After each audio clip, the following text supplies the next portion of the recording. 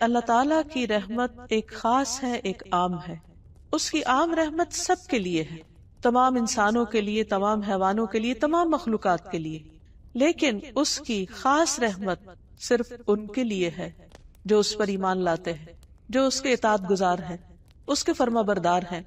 تو آج ہم انشاءاللہ یہ دیکھیں گے کہ اللہ سبحانہ وتعالیٰ کے خاص بندے جو اللہ تعالیٰ کی اطاعت میں وقت گزارتے ہیں، اللہ کو راضی کرنے کی کوشش کرتے ہیں، اللہ سبحانہ وتعالیٰ ان پر کس طرح اپنی رحمت نچھاور کرتا ہے. اللہ سبحانہ وتعالیٰ کا یہ نام قرآن مجید میں متعدد بار استعمال ہوا ہے. بسم اللہ میں تو خیر الرحمن کے ساتھ ہر جگہ ہی آتا ہے، بسم اللہ الرحمن الرحیم. لیکن اللہ پاک کے کچھ اور نام بھی ایسے ہیں جن کے ساتھ الرحیم کا لفظ آتا ہے. مثلاً التواب، بہت زیادہ توبہ قبول کرنے والا. الغفور، بہت زیادہ بخشش فرمانے والا. الرؤوف، بہت زیادہ شفقت کرنے والا. الودود، بہت زیادہ محبت کرنے والا. اور العزیز، بہت زبردست، غالب. تو اللہ سبحانہ وتعالی اپنے بندوں کے لیے اور خصوصاً ان بندوں کے لیے جو مومن ہیں، جو اللہ تعالیٰ کے اطاعت گزار ہیں، ان کے ساتھ خصوصی رحمت فرماتا ہے. سنت میں بھی نبی صلی اللہ علیہ وسلم نے اللہ سبحانہ وتعالیٰ کے اس نام کا ذکر فرمایا ہے. حضرت ابو بکر کہتے ہیں کہ میں نے رسول اللہ صلی اللہ علیہ وسلم سے کہا، مجھے کوئی ایسی دعا سکھا دیجئے جو میں ہر نماز میں مانگا کروں. آپ نے فرمایا، کہو اللہم انی ظلمت نفسی ظلما کثیرا ولا یغفر الذنوب الا انت فاغفر لی مغفرۃ من عندک وارحمنی انک انت الغفور الرحیم. اے اللہ، میں نے اپنی جان پر بڑا ظلم کیا ہے اور تیرے علاوہ کوئی بھی گناہوں کو معاف نہیں کر سکتا، اس لیے خاص اپنے فضل سے میرے گناہوں کو معاف فرما دے اور مجھ پر رحم فرما.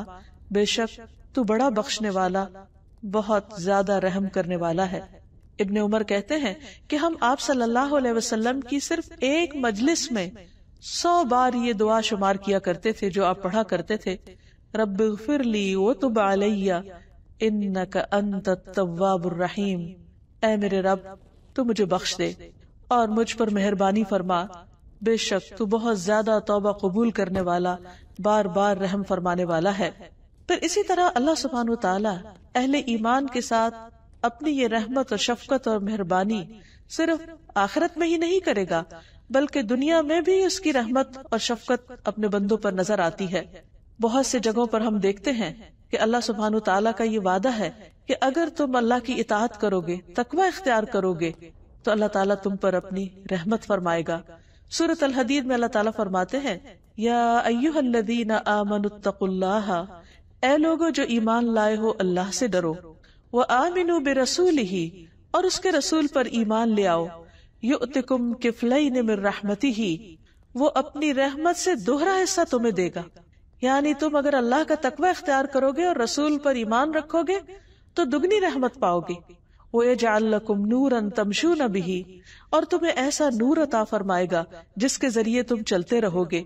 وَيَغْفِرْ لَكُمْ، اور تمہارے گناہوں کو بخش دے گا. وَاللَّهُ غَفُورٌ الرحیم، اور اللہ تعالیٰ بخشش فرمانے والا مہربان ہے. نوح علیہ السلام اور ایمان والوں کے لیے اللہ سبحانہ وتعالیٰ نے کس طرح اپنی یہ رحمت ظاہر فرمائی. جو لوگ ان کے ساتھ کشتی پر سوار تھے ان کے لیے کہا گیا، وَقَالَ ارْكَبُوا فِيهَا بِسْمِ اللَّهِ مَجْرَاهَا وَمُرْسَاهَا إِنَّ رَبِّي لَغَفُورٌ رَحِيمٌ، اور اس نے کہا کہ اس میں سوار ہو جاؤ، اللہ کے نام کے ساتھ ہے اس کا چلنا اور اس کا ٹھہرنا، بے شک میرا رب یقیناً بے حد بخشنے والا اور نہایت رحم کرنے والا ہے. یعنی اس کی یہ رحمت کن پر ہوئی؟ ان پر جو ایمان لا کر نوح علیہ السلام کے ساتھ اس کشتی میں سوار ہو گئے. اگرچہ ہر طرف پانی ہی پانی تھا اور کشتی ہچکولے کھا رہی تھی، لیکن نوح علیہ السلام نے ان کو اشور کرایا کہ اللہ سبحانہ وتعالیٰ بہت مہربان ہے جس نے تمہیں اس عذاب سے نجات دی ہے، وہ آئندہ بھی تم پر اپنی رحمت فرمائے گا. پھر اسی طرح اہل جنت کے لیے اللہ سبحانہ وتعالیٰ فرماتے ہیں، لہم فیہا فاکہۃ ولہم ما یدعون سلام قولا من رب الرحیم. ان کے لیے اس جنت میں بہت پھل ہیں اور ان کے لیے اس میں وہ سب کچھ ہے جو وہ طلب کریں گے، یعنی جو بھی ان کی ساری خواہشات ہیں وہ وہاں پر پوری کر دی جائیں گی. سلام اس رب کی طرف سے کہا جائے گا جو غفور الرحیم ہے. تو اس سے بھی یہ پتہ چلتا ہے کہ جنت جو اللہ تعالیٰ کی رحمت ہے وہ ان لوگوں کے لیے خاص ہے جو اس پر ایمان رکھتے ہیں. دنیا میں بھی اللہ سبحانہ تعالیٰ نے جو احکامات ہمیں دیے ہیں بعض اوقات ہمیں بظاہر مشکل نظر آتے ہیں، لیکن وہ بھی دراصل اللہ سبحانہ تعالیٰ کی رحمت ہی کا نتیجہ ہے۔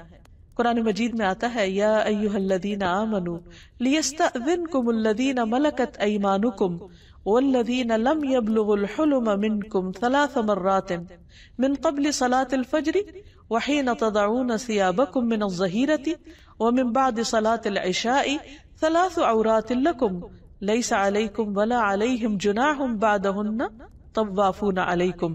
اے ایمان والو، چاہیے کہ تمہارے لونڈی غلام اور تمہارے نابالغ بچے 3 اوقات میں تم سے اجازت لیں، نماز فجر سے پہلے اور دوپہر کو جب تم اپنے کپڑے اتارتے ہو یعنی آرام کے لیے، قیلولہ کے لیے، اور نماز عشاء کے بعد۔ یہ 3 اوقات تمہارے پردے کے ہیں، ان کے علاوہ تم پر اور ان پر کوئی حرج نہیں، یہ تمہارے پاس آنے جانے والے ہیں۔ یہ گھریلو زندگی کے اندر کے احکامات ہیں جو اللہ سبحانہ تعالیٰ نے دیے ہیں۔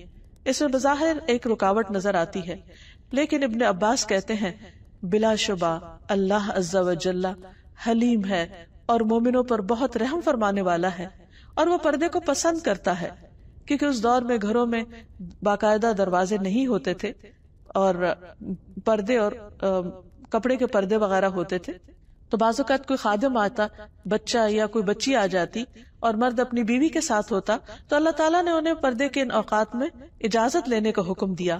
تو اللہ تعالیٰ کا یہ حکم مومنوں کے لیے اس کی رحمت کا باعث تھا، یعنی رحمت کی وجہ سے اس نے عطا کیا۔ پھر اسی طرح ہم دیکھتے ہیں کہ مختلف اوقات میں اللہ تعالیٰ اپنے نیک بندوں کی جس طرح دعائیں سنتے ہیں اور جس طرح ان کی فریادیں سن کر ان پر رحم فرماتے ہیں، اس کا ذکر بھی قرآن مجید میں ملتا ہے۔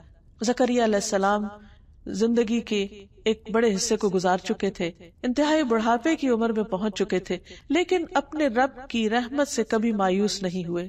وہ کہتے ہیں لم اکن بدعائک رب شقیا، اللہ تجھ سے دعا مانگ کر تو میں کبھی بدبخت رہا ہی نہیں، میری دعا تو ہمیشہ سنی گئی، میں کیسے تجھ سے مایوس ہو سکتا ہوں۔ اسی لیے سورۃ مریم میں آتا ہے ذکر رحمت ربک عبدہ زکریا اذ نادى ربه نداء خفيا قال رب إني وهن العظم مني واشتعل الرأس شيبا ولم أكن بدعائك رب شقيا۔ رب کی اپنے بندے زکریا پر رحمت کا ذکر ہے جب اس نے اپنے پروردگار کو چپ کے پکارا اور کہا اے میرے رب، یقیناً میں ہوں کہ میری ہڈیاں کمزور ہو گئیں اور سر بڑھاپے سے شعلے مارنے لگا، یعنی بالکل سفید ہو چکا ہے، اور اے میرے رب میں تجھے پکارنے میں کبھی بھی محروم نہیں ہوا، یعنی تو نے ہمیشہ مجھ پر رحمت کی۔ اور واقعی جب انہوں نے رب کی رحمت کو پکارا تو اللہ سبحانہ تعالیٰ نے اس بڑھاپے میں، جبکہ وہ خود بھی بوڑھے تھے اور ان کی بیوی بھی بانجھ ہو چکی تھی، ان کی دعا سنی اور انہیں یحییٰ علیہ السلام جیسی اولاد دی، جس کا نام بھی اللہ سبحانہ تعالیٰ نے خود رکھا۔ پھر اسی طرح بعض اوقات اہل ایمان پر دنیا میں امتحان آتے ہیں، آزمائشیں آتی ہیں، تو لوگ عموماً یہ کہتے ہیں کہ پھر رب کی رحمت تو نہ ہوئی، لیکن حقیقت یہ ہے کہ بعض امتحان اور بعض مشکلات بھی انسان کے لیے رحمت ہوتے ہیں۔ اللہ سبحانہ وتعالیٰ قرآن مجید میں فرماتے ان مع العسر یسرا فإن مع العسر یسرا، بے شک تنگی کے ساتھ آسانی، بس یقیناً تنگی کے ساتھ آسانی بھی ہے۔ یعنی اگر کبھی ایمان کے باوجود، نیک کام کرنے کے باوجود، دعاؤں کے باوجود حالات مشکل ہو، زندگی میں تکلیف ہو، پریشانی ہو، تو بھی کبھی یہ نہیں سوچنا چاہیے کہ ہمارا رب ہم سے ناراض ہے یا وہ دعا نہیں سنتا یا اس سے کسی بھی قسم کا ایسا کوئی گلہ شکوہ نہ ہو، کیونکہ کسی بھی چیز میں تاخیر یہ بھی اللہ کے اذن سے ہوتی۔ اللہ ہر حال میں اپنے بندوں پر مہربان ہے، ہم نہیں جانتے، ہم تو ظاہری چیزوں کو دیکھ کر فیصلے کرتے ہیں، لیکن وہ مہربان رب جانتا ہے کہ مجھے اپنے بندے کو کس وقت کس نعمت سے نوازنا ہے، کون سی نعمت اسے کب ملے گی تو وہ حقیقت میں شکر گزار ہوگا، اور کون سی نعمت اس کے اندر فرما برداری کی بجائے نافرمانی بھی لا سکتی ہے۔ اس لیے وہ اپنے بندے کو کچھ چیزوں سے روک کر رکھتا ہے، اور اس روکنے میں ہی بندے کے لیے فائدہ اور بھلائی ہوتی ہے۔ اصل بات یہ ہے کہ انسان اپنے رب پر اعتماد کرتے ہوئے، اس کے فیصلوں پر یقین کرتے ہوئے اور اس کی رحمت کو محسوس کرتے ہوئے اس پر پورا ٹرسٹ رکھے اور اس کے فیصلوں کو دل سے قبول کر لے، کیونکہ اس کے یہ فیصلے بھی رحمت پر ہی مبنی ہے۔ نبی صلی اللہ علیہ وسلم کی اہلیہ حضرت عائشہ کہتی ہے، میں نے رسول اللہ صلی اللہ علیہ وسلم سے طاعون کے بارے میں پوچھا، پلیگ بیماری ہے، آپ نے فرمائی یہ ایک عذاب ہے، اللہ تعالیٰ جس پر چاہتا ہے بھیجتا ہے، لیکن بعض اوقات اس بیماری کا شکار مسلمان بھی ہو جاتے ہیں. تو پھر کیا وہ لوگ جو ایمان کی حالت میں ہیں یا وہ لوگ جو اچھے کام کر رہے ہیں، اگر وہ اس بیماری کا شکار ہو جائے تو کیا ان پر بھی عذاب آ گیا؟ نہیں. فرمایا بے شک اللہ نے اس کو مومنوں کے لیے باعث رحمت بنایا ہے. وہ کس طرح؟ وہ اس طرح کہ اگر کوئی طاعون کی بیماری میں فوت ہو جاتا ہے تو وہ شہادت کا مرتبہ پاتا ہے، اور شہید کا درجہ اور رتبہ تو سب کو معلوم ہے. ایک اور روایت میں آتا ہے رسول اللہ صلی اللہ علیہ وسلم نے فرمایا جب زمین میں برائی عام ہو جائے گی تو اللہ تعالیٰ اہل زمین پر اپنا عذاب نازل فرما دے گا. اگر ان میں نیک لوگ ہوئے تو جو لوگوں کو پہنچا وہ ان کو بھی پہنچے گا، کیونکہ بعض اوقات ایسی چیزیں آ جاتی ہیں، کوئی طوفان آ جاتے ہیں، آندھی آ جاتی ہے، زلزلے آ جاتے ہیں، اس میں نیک و بد سبھی پس جاتے ہیں. تو ایسی صورت میں اگر وہ کسی قوم پر عذاب بھی ہو تو اس کے اندر پائے جانے والے اہل ایمان کے لیے وہ چیز بھی رحمت بن جاتی ہے. فرمایا پھر وہ اللہ کی رحمت کی طرف لوٹ آئیں گے، یعنی وہ اللہ سے اس حال میں جا ملیں گے کہ اللہ تعالیٰ ان سے راضی ہوگا اور وہ آخرت میں اللہ کی رحمت کو پالیں گے. کیونکہ مومن کو اس دنیا میں کوئی بھی تکلیف جو آتی، کوئی بھی پریشانی جو آتی، حتیٰ کہ اگر اس کو صرف ایک کانٹا بھی چبھ جاتا ہے، کوئی کانٹے کی پرک بھی ہو جاتی، تو اس پر بھی اس کے گناہ معاف ہوتے ہیں، اس پر بھی وہ اللہ سبحانہ و تعالیٰ کا قرب حاصل کرتا ہے. تو اس لیے مومن کے تو ہر حال میں خیر ہی خیر ہے، اس کے ہر حال میں بھلائی ہی بھلائی، اور یہ چیز مومن کے سوا کسی کو نصیب نہیں کہ جب اس کو کوئی نعمت پہنچتی ہے اور وہ شکر ادا کرتا ہے تو اللہ تعالیٰ اس سے راضی ہوتا ہے، اللہ تعالیٰ اس سے خوش ہو جاتا ہے. اور اگر اسے کوئی تکلیف آتی ہے اور اس پر وہ صبر کرتا ہے تو اللہ سبحانہ و تعالیٰ کی رضا پاتا ہے، اور صبر پر اس کو بے حد و حساب اجر ملتا ہے. اس لیے اگر آپ اچھے اچھے کام کر رہے ہو، اللہ کی عبادت میں بھی کمی نہ کرتے ہو، صدقہ خیرات بھی کرتے ہو، اور بھی نیکی کے کاموں میں بڑھ چڑھ کر حصہ لیتے ہو، اور ان سب کاموں کے کرنے کے باوجود اگر پھر حالات تنگ ہو جائے، فقر و فاقہ آ جائے یا کسی اور طرح کی آزمائش آ جائے، تو کبھی بھی شیطان یہ وسوسہ دل میں ڈالنے میں کامیاب نہ ہو کہ تمہارا رب تم پر ناراض ہے اور وہ تم پر اپنی رحمت کبھی بھی نہیں بھیجے گا یا کبھی تمہاری دعا قبول نہیں ہوگی. نہیں، بندہ مومن کے لیے اس دنیا میں ہر چیز رحمت ہی رحمت ہے، کبھی اچھی شکل میں اور کبھی تکلیف دہ شکل میں، کیونکہ بعض تکلیفیں انسان کو اللہ سبحانہ وتعالیٰ سے اور زیادہ قریب کر دیتی. ایک روایت سے یہ پتہ چلتا ہے کہ بندے کے لیے اللہ سبحانہ وتعالیٰ نے ایک خاص مقام اور درجہ رکھا ہوتا ہے اپنے ہاں. جب اللہ تعالیٰ دیکھتا ہے کہ بندہ صرف اپنے عمل کی بنا پر اس درجے کو نہیں پہنچ پا رہا تو وہ اس پر کوئی امتحان بھیج دیتا ہے، کوئی تکلیف بھیج دیتا ہے، اور جب وہ اس پر صبر کرتا ہے تو اس صبر کی وجہ سے وہ اس بلند منزل کو بہت تیزی سے پہنچ جاتا ہے. تو بعض اوقات ہم سوچتے ہیں کہ ہم تو اچھے کام کر رہے تھے، پھر ہم پر یہ مصیبت کیوں آئی، پھر ہمارے لیے مشکل کیوں کھڑی ہوئی.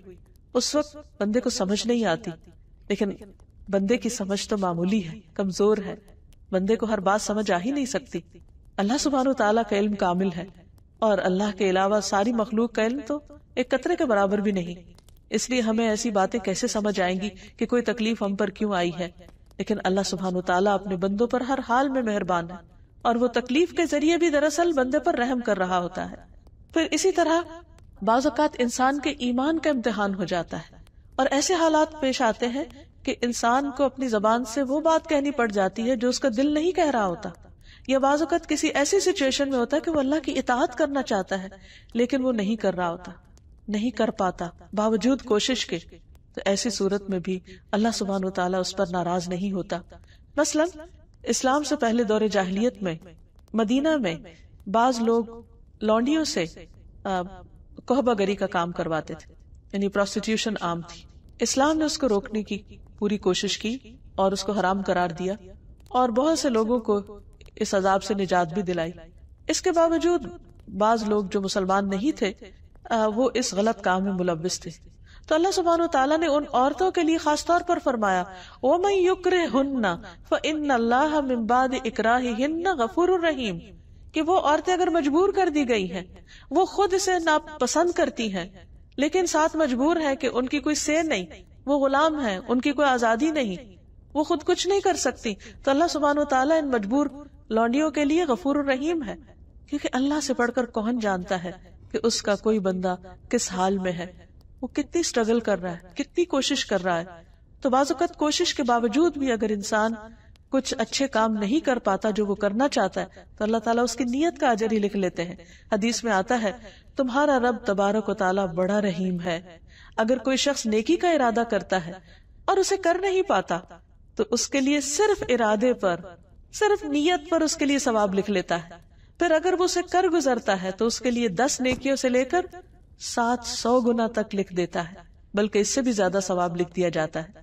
اور اگر کوئی شخص گناہ کا ارادہ کرتا ہے اور پھر اس کو کرتا نہیں ہے تو اس نہ کرنے پر بھی اس کے لیے نیکی کا ثواب لکھ دیا جاتا ہے، حالانکہ اس کا ارادہ تھا برا کرنے کا لیکن اس نے کیا نہیں. اور اگر وہ اس کو کر لیتا ہے تو اس گناہ پر صرف 1 گناہ لکھا جاتا ہے، یا اللہ تعالیٰ اس کو بھی مٹا دیتا ہے. تو آپ دیکھیے اللہ کی رحمت، کیا کوئی اور ایسا ہو سکتا ہے؟ ہل تعلم لہ سمیہ، کوئی بھی ایسا مہربان نہیں ہو سکتا کہ جو صرف انسان کی اچھی نیت اور اچھے ارادے پر اس کو اجر دینے والا ہو، یا اگر کوئی اپنا برا ارادہ بدل لے تو اس پر بھی شاباش دینے والا ہو. پھر اسی طرح اللہ سبحانہ وتعالیٰ ایمان والوں پر نہ صرف یہ کہ ان کی زندگی میں اور آخرت میں، بلکہ دنیا سے ان کے جانے کے بعد بھی ان کے اعمال کی حفاظت کرتا ہے. یہ بھی اس کی خاص رحمت ہے. مثلا نبی صلی اللہ علیہ وسلم جب مدینہ تشریف لائے تو 16-17 ماہ تک تقریباً بیت المقدس کی طرف منہ کر کے نماز پڑھتے رہے. اس کے بعد تحویل قبلہ کا حکم ہوا، خانہ کعبہ کی طرف رخ کرنے کا. تو ایسے میں وہ لوگ جو اس دوران فوت ہو گئے تھے اور انہوں نے پہلے ہی قبلے کو یعنی قبلہ اول کو ہی اپنا قبلہ بنا رکھا تھا، تو ان کے دل میں یہ خیال پیدا ہوا باقی لوگوں کے کہ کہیں ان کی نمازیں ضائع تو نہیں ہو گئی. تو اس پر اللہ سبحانہ تعالیٰ نے فرمایا کہ اللہ ایسا نہیں کہ تمہارے ایمان ضائع کر دے، بے شک اللہ اپنے بندوں پر بڑی شفقت کرنے والا اور بڑا رحیم ہے. وہ تو بندے کا دل دیکھتا ہے کہ اس کے اندر کیا شوق ہے، کیا ارادہ ہے، وہ خود کیا کرنا چاہتا ہے. تو اگر ایک بندہ خود نیکی کا ارادہ کرتا ہے اور اچھی نیت کے ساتھ کوئی اچھا کام کرتا ہے لیکن اس کی سمجھ میں بات درست نہیں ہوتی وہ، تو بھی اللہ تعالیٰ اس پر اس کو اجر دے دیتا ہے. پھر ایمان والوں کی اولاد پر اللہ تعالیٰ رحمت کرتا ہے.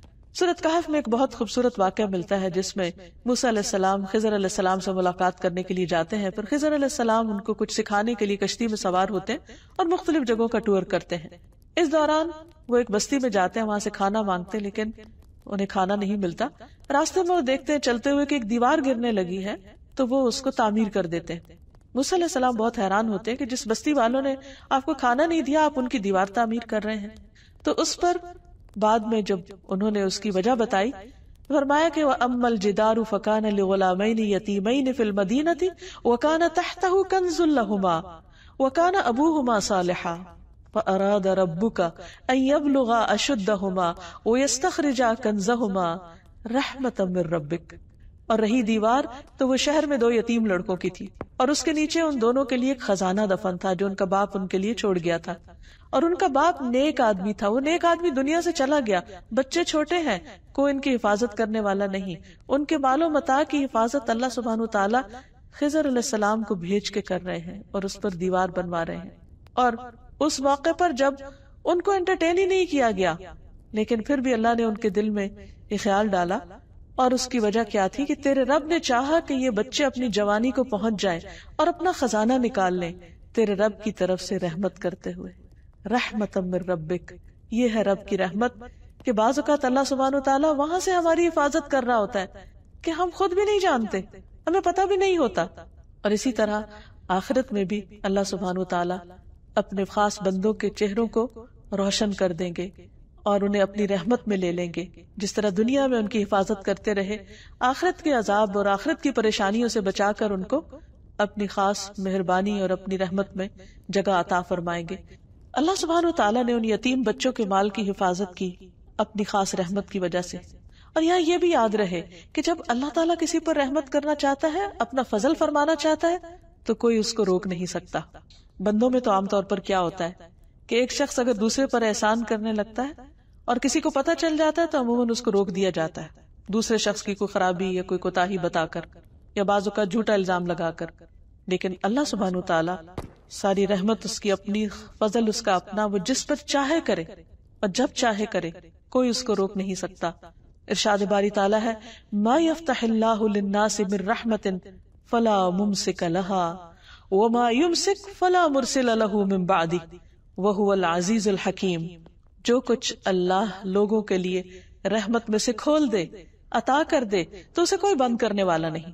عام طور پر ہم سمجھتے ہیں کہ فلاں کے حسد کی وجہ سے نعمت رک گئی یا فلاں وجہ سے. نہیں، اگر اللہ دینے والا ہو تو کوئی روک نہیں سکتا. جیسے ہم ہر نماز کے بعد بھی پڑھتے ہیں اللہم لا مانع لما اعطیت ولا معطی لما منعت.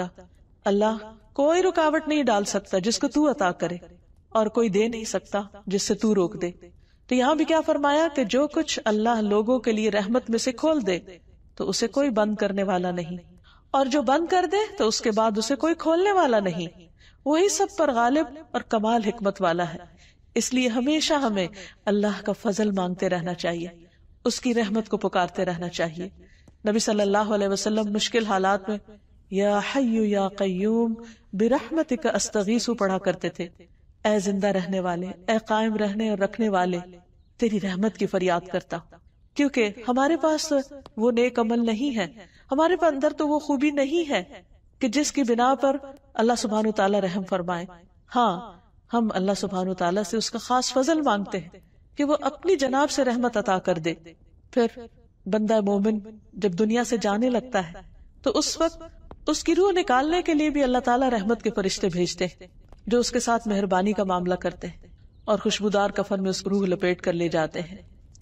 تو آئیے یہاں ہم دیکھتے ہیں کہ اللہ سبحانہ وتعالیٰ کی رحمت پانے کے اسباب کیا ہیں. ہمیں کیا کرنا چاہیے کہ اللہ سبحانہ وتعالیٰ ہم پر اپنی رحمت فرمائے. سب سے پہلی چیز تو اللہ پر ایمان لانا ہے، اس کی اطاعت کرنا ہے، اس کا تقوی اختیار کرنا ہے. لیکن اعمال میں سب سے پہلا عمل جو اللہ سبحانہ وتعالیٰ کی رحمت کا باعث بنتا ہے وہ نماز ہے.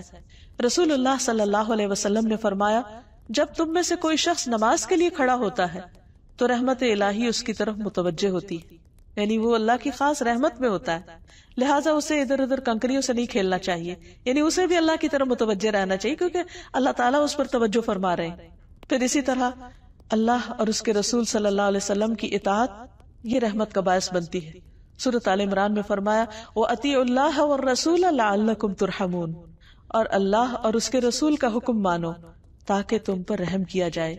اسی طرح قرآن مجید کی تعلیمات کی پیروی کرنا یہ بھی اللہ سبحانہ وتعالیٰ کی رحمت کا ذریعہ ہے. سورۃ الانعام میں فرمایا وَهَذَا كِتَابٌ أَنزَلْنَاهُ مُبَارَكٌ فَاتَّبِعُوهُ وَاتَّقُوا لَعَلَّكُمْ تُرْحَمُونَ، اور یہ ایک کتاب ہے جسے ہم نے نازل کیا ہے، بڑی برکت والی ہے، بہت مبارک ہے، بس اس کی پیروی کرو، اس کتاب کو فالو کرو اور تقوی اختیار کرو تاکہ تم پہ رحم کیا جائے. یعنی اگر کوئی شخص یہ چاہتا ہے کہ اس پر اللہ تعالیٰ کی رحمت اور فضل ہو تو اسے چاہیے کہ قرآن سے رشتہ جوڑے، قرآن کی پیروی کرے، قرآن کو پڑھے، اس کو سمجھے اور اس کے مطابق اپنی زندگی بسر کرے. پھر اسی طرح ایک اور جگہ پر آتا ہے وَاكْتُبْ لَنَا فِي هَذِهِ الدُّنْيَا حَسَنَةً وَفِي الْآخِرَةِ إِنَّا هُدْنَا إِلَيْكَ قَالَ عَذَابِي أُصِيبُ بِهِ مَنْ أَشَاءُ وَرَحْمَتِي وَسِعَتْ كُلَّ شَيْءٍ فَسَأَكْتُبُهَا لِلَّذِينَ يَتَّقُونَ وَيُؤْتُونَ الزَّكَاةَ وَالَّذِينَ هُمْ بِآيَاتِنَا يُؤْمِنُونَ. موسیٰ علیہ السلام اور ان کے ساتھیوں نے دعا کی اور ہمارے لیے اس دنیا میں بھلائی لکھ دے، یعنی اس دنیا میں بھی ہمیں اچھا عطا کر اور آخرت میں بھی.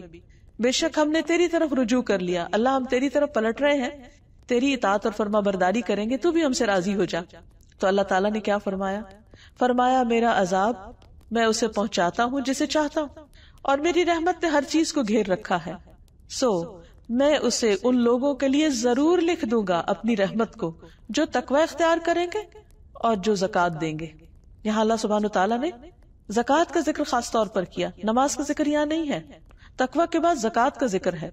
نماز کا ذکر نبی صلی اللہ علیہ وسلم کی حدیث میں ہے کہ نماز کی حالت میں اللہ کی رحمت متوجہ ہوتی ہے، اور یہاں پر اللہ تعالیٰ کا وعدہ ہے کہ جو زکوٰۃ دیں گے ان کے لیے میں لازماً اپنی رحمت لکھ دوں گا، اور ان کے لیے جو ہماری آیات پر ایمان رکھتے ہیں، یعنی قرآن مجید پر کسی قسم کا شک نہیں ہونا چاہیے انسان کو. تو جو شخص یہ چاہتا ہے کہ اللہ اس پر مہربانی کر دے، اللہ تعالیٰ اس کی مشکلات آسان کر دے، تو اس کے لیے لازم ہے کہ وہ اللہ تعالیٰ سے ڈرنے والا ہو، اللہ تعالیٰ کی فرما برداری کرنے والا ہو، نہ صرف یہ کہ اپنی جسمانی عبادات میں بلکہ اپنی مالی عبادت میں بھی. پھر اسی طرح قرآن مجید کو خاموشی سے سننے پر بھی رحمت کا وعدہ ہے. فرمایا وَإِذَا قُرِئَ الْقُرْآنُ فَاسْتَمِعُوا لَهُ وَأَنصِتُوا لَعَلَّكُمْ تُرْحَمُونَ، اور جب قرآن پڑھا جائے تو اسے غور سے سنو اور خاموش رہو، شاید کہ تم پر رحم کیا جائے. یعنی قرآن مجید اتنی معزز کتاب ہے، اللہ تعالیٰ کا کلام ہے، اللہ تعالیٰ کا فرمان ہے، لہذا جو اس پر توجہ کرے گا، جو اس کو امپورٹنس دے گا، وہ بھی اللہ سبحانہ تعالیٰ کی خاص رحمت میں ہوگا۔ پھر اسی طرح استغفار یعنی اپنے گناہوں کی معافی مانگنا۔ اللہ تعالیٰ فرماتے ہیں لولا تستغفرون اللہ لعلکم ترحمون، سورۃ النمل میں فرمایا صالح علیہ السلام نے اپنی قوم سے کہا تم اللہ سے بخشش کیوں نہیں طلب کرتے، یعنی گناہ ہو چکے، زیادتیاں ہو چکی تو پلٹ آؤ، استغفار کر لو تاکہ تم پر رحم کیا جائے۔ یعنی اگر کوئی شخص یہ سمجھتا ہے کہ اس سے بہت گناہ ہو گئے ہیں اور وہ اللہ کی رحمت سے اب محروم ہے، تو یہ سوچنے کے بجائے اسے فوراً پلٹ آنا چاہیے، گناہوں کو چھوڑ دینا چاہیے اور اللہ تعالیٰ سے معافی مانگتے ہوئے اللہ کی رحمت کو پکارنا چاہیے۔ ایک اور جگہ پر آتا ہے سورۃ النساء میں وَمَن يَعْمَلْ سُوءًا أَوْ يَظْلِمْ نَفْسَهُ ثُمَّ يَسْتَغْفِرِ اللَّهَ يَجِدِ اللَّهَ غَفُورًا رَحِيمًا، اور جو بھی کوئی برا کام کرے یا اپنی جان پر ظلم کرے پھر اللہ سے بخشش مانگے، وہ اللہ کو بے حد بخشنے والا نہایت رحیم پائے گا۔ یعنی جس سے بھی برائی ہو جائے، جس سے بھی کوئی غلطی ہو جائے، چھوٹی ہو یا بڑی ہو، اپنی جان پہ کوئی ظلم ہو جائے، خود کے ساتھ زیادتی ہو جائے اور پھر توبہ کر لے تو اللہ تعالیٰ توبہ قبول کر لے گا۔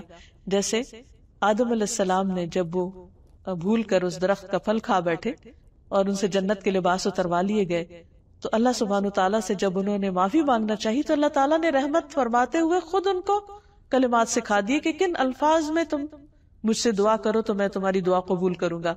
تو انہوں نے کیا کہا، ربنا ظلمنا انفسنا وان لم تغفر لنا وترحمنا لنکونن من الخاسرین، اے ہمارے رب ہم نے اپنی جانوں پر ظلم کیا، اگر تو نے ہمیں بخشا نہیں اور تو نے ہم پر رحم نہیں کیا تو ہم ضرور نقصان اٹھا جائیں گے۔ تو اللہ سبحانہ تعالیٰ نے ان کو بخش دیا۔ تو یہی سبق ہمارے لیے، آدم کی اولاد کے لیے بھی یہی راہ ہے کہ گناہ ہو جائے تو فوراً پلٹ آؤ، اللہ سے معافی مانگ لو، اور اللہ تعالیٰ التواب الرحیم ہے۔ ایک اور جگہ پر آتا ہے سورۃ الانعام میں وَإِذَا جَاءَكَ الَّذِينَ يُؤْمِنُونَ بِآيَاتِنَا فَقُلْ سَلَامٌ عَلَيْكُمْ كَتَبَ رَبُّكُمْ عَلَى نَفْسِهِ الرَّحْمَةَ أَنَّهُ مَنْ عَمِلَ مِنْكُمْ سُوءًا بِجَهَالَةٍ ثُمَّ تَابَ مِنْ بَعْدِهِ وَأَصْلَحَ فَأَنَّهُ غَفُورٌ رَحِيمٌ۔ اور جب تیرے پاس وہ لوگ آئیں جو ہماری آیات پر ایمان رکھتے ہیں، یعنی اہل ایمان، تو آپ کہیے کہ سلام ہو تم پر، تمہارے رب نے رحم کرنا اپنے اوپر لازم کر رکھا ہے کہ بے شک حقیقت یہ ہے کہ تم میں سے جو شخص جہالت سے کوئی برائی کر لے، لا علمی سے، پھر اس کے بعد توبہ کر لے اور اصلاح کر لے تو یقیناً وہ بے حد بخشنے والا، نہایت رحم فرمانے والا ہے۔ تو اس سے پتہ چلتا ہے کہ اللہ سبحانہ تعالیٰ کی رحمت ان لوگوں کے لیے ہے جو توبہ کرتے ہیں۔ پھر اسی طرح اللہ کا ذکر اللہ کی رحمت کا سبب بنتا ہے۔ حضرت یسیرہ جو مہاجر صحابیات میں سے تھی، ان سے مروی ہے کہ نبی صلی اللہ علیہ وسلم نے ہم سے فرمایا، اے مسلمان عورتوں، اپنے اوپر لا الہ الا اللہ، سبحان اللہ اور اللہ کی پاکی بیان کرنا لازم کر لو، غافل نہ رہا کرو کہ رحمت الہی کو فراموش کر دو۔ یعنی ذکر سے غفلت رحمت سے دوری کی علامت ہے، اور جو ہی انسان اللہ کا ذکر کرنے لگتا ہے تو اللہ تعالیٰ کی رحمت اس کی طرف متوجہ ہو جاتی ہے۔ اور ان تسبیحات کو انگلیوں پر شمار کرو، یعنی انگلیوں پر گنا کرو اس ذکر کی تسبیح کو، کیونکہ قیامت کے دن ان سے بھی پوچھ گچھ ہوگی، ہاتھوں سے بھی سوال کیا جائے گا کہ کس کام میں لگے رہے، اور انہیں بولنے کی قوت دی جائے گی۔ تو جب یہ بولیں گے تو کیا بولیں گے؟ جو تسبیحات ان پہ پڑی ہوگی وہ بول کے انسان کے حق میں گواہی دیں گے۔ پھر اسی طرح رسول اللہ صلی اللہ علیہ وسلم نے فرمایا، جو لوگ اللہ کے ذکر کے لیے بیٹھتے ہیں، یعنی اکٹھے بیٹھتے ہیں، فرشتے انہیں گھیر لیتے ہیں، رحمت انہیں ڈھانپ لیتی ہے، سکینت ان پر اترتی ہے، اور اللہ تعالیٰ ان کا ذکر اپنے پاس موجود فرشتوں میں کرتے ہیں۔ پھر اسی طرح دوسروں کو معاف کر دینا چاہیے۔ اگر انسان یہ چاہتا ہو کہ اس پر اللہ سبحانہ و تعالیٰ کی رحمت ہو تو اسے چاہیے کہ وہ بندوں پر رحم کرے اور بندوں کے قصور معاف کر دے۔ پھر اسی طرح بندوں کی عیادت، بندوں پر رحمت اور شفقت، اگر کوئی بیمار ہو جائے تو خاص طور پر اس کا خیال کرنا۔ رسول اللہ صلی اللہ علیہ وسلم نے فرمایا، جب کوئی شخص اپنے کسی مسلمان بھائی کی عیادت کرتا ہے تو وہ جنت کے باغات میں چلتا ہے یہاں تک کہ بیٹھ جائے، اور جب وہ مریض کے پاس بیٹھ جاتا ہے تو اللہ کی رحمت اسے ڈھانپ لیتی۔ لیکن کچھ کام ایسے ہیں کہ اگر کوئی بندہ کرتا ہے تو اس پر رحمت نہیں آتی، جس میں خاص طور پر دوسروں پر رحم نہ کرنا، سنگ دل ہونا، دوسروں کے ساتھ زیادتی کرنا۔ نبی صلی اللہ علیہ وسلم نے فرمایا، رحمت سوائے بدبخت کے کسی سے نہیں چھینی جاتی۔ پھر اسی طرح بچوں کو پیار نہ کرنا، بعض اوقات جب بچے اپنے ماں باپ کے پاس ہوں تو ہر کوئی پیار کرتا ہے، لیکن اگر بچے اپنے والدین سے الگ ہیں تو عموماً ان کی طرف لوگ توجہ نہیں کرتے، خصوصی یتیم بچوں کی طرف۔ پھر اسی طرح اللہ سبحانہ وتعالیٰ کی اس صفت کے ساتھ دعائیں بھی مانگنی چاہیے، جیسے ابراہیم علیہ السلام اور اسماعیل علیہ السلام کی دعا ہے، ربنا وجعلنا مسلمین لک ومن ذریتنا امۃ مسلمۃ لک وارنا مناسکنا وتب علینا انک انت التواب الرحیم۔ اے ہمارے رب، اور ہمیں اپنے لیے فرما بردار بنا، اور ہماری اولاد میں سے بھی ایک امت اپنے لیے فرما بردار پیدا کر، اور ہمیں عبادت کے طریقے سکھا، اور ہماری توبہ قبول فرما، کیونکہ تو بہت زیادہ توبہ قبول کرنے والا مہربان ہے۔ اسی طرح موسیٰ علیہ السلام نے بھی اللہ کی صفت رحمت کے ساتھ دعا کی۔ اسی طرح اگر میت کے لیے دعا کی جائے تو اس نام کے وسیلے سے دعا کی جائے تو اللہ تعالیٰ انشاءاللہ اس پر بھی رحم فرمائیں گے، جیسے آتا ہے فاغفر لہ وارحمہ انک انت الغفور الرحیم۔ پھر اسی طرح جب بارش ہو تو اس وقت بھی دعا قبول ہوتی ہے، اس وقت بھی اللہ کی خاص رحمت مانگنی چاہیے۔ مسجد میں داخل ہوتے وقت رحمت مانگنی چاہیے، اللہم افتح لی ابواب رحمتک، اے اللہ میرے لیے اپنی رحمت کے دروازے کھول دے۔ پھر صرف اپنے لیے نہیں، دوسروں کے لیے بھی رحمت کی دعا کرنی چاہیے۔ نبی صلی اللہ علیہ وسلم نے ایک شخص کو مسجد میں قرآن پڑھتے ہوئے سنا تو آپ نے فرمایا رحمہ اللہ، اللہ اس پر رحم فرمائے، اس نے مجھے فلاں اور فلاں آیت یاد کرا دی جس کو میں کسی صورت میں بھول گیا تھا۔ حضرت عائشہ فرماتی ہیں کہ نبی صلی اللہ علیہ وسلم میرے گھر میں تہجد پڑھ رہے تھے، آپ نے عباد کی آواز سنی، وہ مسجد میں نماز پڑھ رہے تھے، تو آپ نے فرمایا عائشہ کیا یہ عباد کی آواز ہے؟ میں نے عرض کیا جی ہاں۔ آپ نے فرمایا اللہم ارحم عبادن، اے اللہ عباد پر رحم فرما، یعنی جب کسی بندے کو اچھا کام کرتے ہوئے دیکھے تو اس کے لیے دعا کریں۔ اب سوال یہ پیدا ہوتا ہے کہ اللہ سبحانہ وتعالیٰ تو الرحیم ہے ہی، اس صفت کو جاننے کے بعد ہم پر کیا لازم ہوتا ہے، ہمیں کیا کرنا چاہیے؟ تو پہلی چیز یہ کہ ہمیں اللہ سبحانہ وتعالیٰ کی رحمت کو مختلف چیزوں کے اندر محسوس کرنا چاہیے، ہمیں اللہ کی رحمت سے مایوس نہیں ہونا چاہیے، ہمیں دوسرے بندوں کے لیے مہربان ہو جانا چاہیے، سنگ دلی، شقاوت اور بدبختی کی بجائے دلوں کی رحمت اور شفقت اور محبت سے اللہ سبحانہ وتعالیٰ کے سامنے حاضر ہونا چاہیے، سب لوگوں کے لیے رحیم ہونا چاہیے۔ نبی صلی اللہ علیہ وسلم نے فرمایا یہ نہیں کہ صرف اپنے دوست کے حق میں رحم دل بن جاؤ، بلکہ تمام لوگوں پر رحم کرنا ہوگا۔ نبی صلی اللہ علیہ وسلم نے خود کو فرمایا کہ انا نبی الرحمہ، میں نبی رحمت ہوں۔ اللہ تعالیٰ آپ کے بارے میں فرماتے وما ارسلناک الا رحمۃ للعالمین، ہم نے آپ کو جہان والوں کے لیے رحمت بنا کر بھیجا۔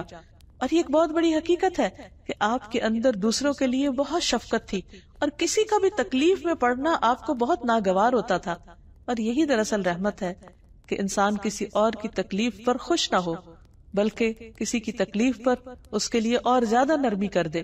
نبی صلی اللہ علیہ وسلم نے فرمایا جنتی لوگ 3 قسم کے ہیں، حکومت کے ساتھ انصاف کرنے والے، یعنی اگر ان کو اقتدار ملے تو اس میں انصاف کا رویہ اختیار کرنے والے، صدقہ خیرات کرنے والے، توفیق عطا کیے ہوئے وہ آدمی جو اپنے تمام رشتہ داروں اور مسلمانوں کے لیے رحیم اور نرم دل ہو، وہ آدمی کہ جو پاک دامن پاکیزہ خلق والا ہو اور عیالدار بھی ہو لیکن کسی کے سامنے ہاتھ نہ پھیلائے۔ تو اللہ تعالیٰ سے دعا ہے کہ وہ ہم پر رحمت فرمائے اور ہمارے دلوں میں اپنی مخلوق کے لیے رحم ڈال دے۔ وآخر دعوانا ان الحمد للہ رب العالمین۔